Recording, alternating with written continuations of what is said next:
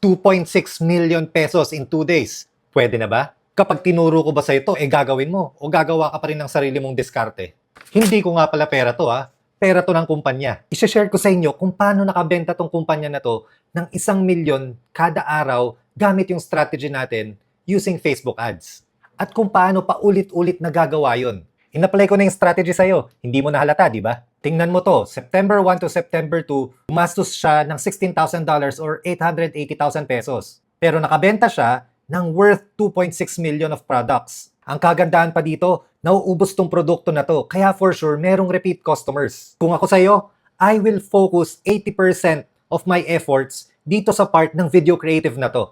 Ito yung tinatawag na hook rate or yung first 3 seconds ng video mo. Makikita nyo kaya super solid ng performance nito dahil yung hook rate is super taas. Ibig sabihin lang yan, sa bawat 100 na tao na nakakakita ng video, 41 na tao doon ang tumitigil at pinapanood yun.